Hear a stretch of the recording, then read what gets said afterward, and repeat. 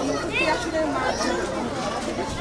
একজন মুক্তিযোদ্ধা সন্তান হিসেবে টুঙ্গিপাড়াকে আমরা ওইভাবে করে ওন করি, যেখানে মনে হয় যেন একটা প্রশান্তি আছে, একটা শান্তি, মনের যে একটা চাওয়া, মনের যে একটা অনুভূতি, সেটা এখানে আসলে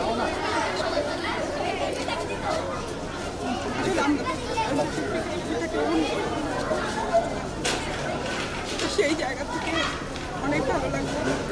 এটা একটা গর্বের জায়গা, আমি নিজেকে গর্বিত করতে পারি যে আমি আল্লাহ সুযোগ দিয়েছি, আমাকে আশ্রয় দিয়েছেন, সাথে নিয়েছেন কাজ করতে। একজন মুক্তিযোদ্ধা সন্তান খুব বেশি কিছু কাজ করে চাওয়ার পাওয়ার কিছু নেই। আমার বাবা পরিষদের সদস্য ছিলেন, অনুষ্ঠানে রাজনীতি করেছিলেন, মুক্তিযোদ্ধা ছিলেন। সেই সময়ে আসা আর আজকের আসার মধ্যে আমার দুটোর মধ্যে অনেক বড় ভালো লাগছে। আমি সমাজে ছিলাম, প্রতিটা মুহূর্ত চিন্তা করেছি আল্লাহ যেন জাতির পিতা আল্লাহ বেহসা নসিব করেন। উনি না থাকলে আমরা আসলে কিছুই না, আমাদের অস্তিত্বই বিলীন। উনি ছিলেন বলেই কিন্তু আজকে আমরা স্বাধীন বাংলাদেশ আমরা আসছি। আমার অস্তিত্ব আমার পরিচয় এভাবে এসেছে। এটা যেহেতু বড় আর স্কুল ভিজিট করে অনেক ভালো লাগলো। হয়তো ব্যস্ততার কারণে আসতেও পারিনি, জেলা ওয়াইজ শুরু করেছি, বিভিন্ন জায়গায় যাচ্ছি, বাচ্চাদের সাথে অনেক সময়টা কাটালাম। আমার চেষ্টা থাকবে স্কুলের প্রতি সব মনোযোগ থাকবে। আমি স্পেসিফিকভাবে বলতে চাই, আমি একজন মুক্তিযোদ্ধার সন্তান, আমি এই স্কুলের ম্যানেজিং কমিটির সভাপতি। তো সেই স্কুলটির পক্ষ থেকে আমার ব্যক্তিগত চাওয়া বা তাদের বাচ্চাদের পক্ষ থেকে চাওয়া, স্যার আপনি যে অন্য যে স্কুলগুলো রয়েছে, বাংলাদেশের সব স্কুলই আপনার কাছে সমান, কিন্তু জাতির পিতার যে স্কুলটা পড়ে গেছে সেই স্কুলটার প্রতি আপনার বিশেষ কোনো নজর থাকে? এখানে তো আমাদের সর্বোচ্চ চাওয়াটাই থাকবে যে এই স্কুলটা সামনের দিকে আরও ভালো কিছু। যেমন আমি শুনছিলাম যে আমাদের ফুটবল যারা খেলছে এখানে জেলা পর্যায়ে আপনারাই বলছিলেন জেলা পর্যায়ে তারা প্রতি বছর চ্যাম্পিয়ন হয়ে আসে।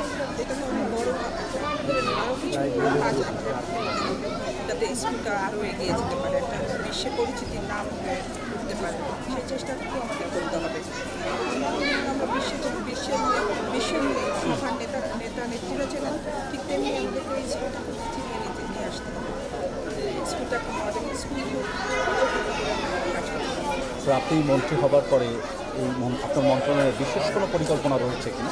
মন্ত্রী মহোদয়রা গতানুগতিক দায়িত্ব নেন, গতানুগতিক সময় পার করেন, আপনার কোনো বিশেষ পরিকল্পনা রয়েছে? স্কুল ফিডিং, প্রাইমারি স্কুলের প্রত্যেকটা বাচ্চা স্কুলে মিড ডে যে ক্ষুধার্ত অবস্থায় আসলে পড়ালেখা যাবে, আমাদের চেষ্টা চলছে। সামনের দিকে স্যার, স্কুলের সকল শিক্ষক, অভিভাবক এবং শিক্ষার্থীদের পক্ষ থেকে টুঙ্গিপাড়ার মানুষ হিসেবে, গণমাধ্যমের মানুষ হিসেবে আপনাকে অনেক অনেক ধন্যবাদ স্যার।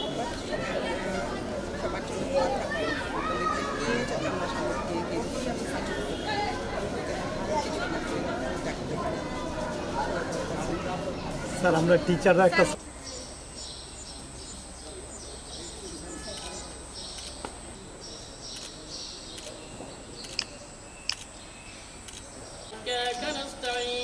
اهدنا الصراط المستقيم صراط آمين اللهم انت السلام ومنك الجنة دارك دار السلام تبارك ربنا رب ارحمهما كما ربياني পিতা বঙ্গবন্ধু শেখ মুজিবুর রহমানের সমাধিস্থলে দাঁড়িয়ে আল্লাহ মাননীয় মুহাম্মদ রাসূলুল্লাহ সাল্লাল্লাহু আলাইহি সাল্লামের রওজায় পৌঁছিয়ে দিন। আল্লাহ খাস করে দাওয়াত নসিব করে দিন। শহীদ বঙ্গমাতা বেগম ফজিলাতুন্নিসা মুজিব, শেখনি বেগম আরজু মনি, কর্নেল জামিল উদ্দিন আহমেদ এবং পূর্বপুরুষ যারা কবরবাসী হয়েছেন নিরাপত্তা দানকারী আল্লাহ মাননীয় প্রধানমন্ত্রী শেখ হাসিনা, শেখ রেহানাকে আল্লাহ আপনি দীর্ঘায়ু দান করুন। আছে সকলকে আল্লাহ আপনি হিফাজত করুন। মুহাম্মাদুর রাসূলুল্লাহ। স্যার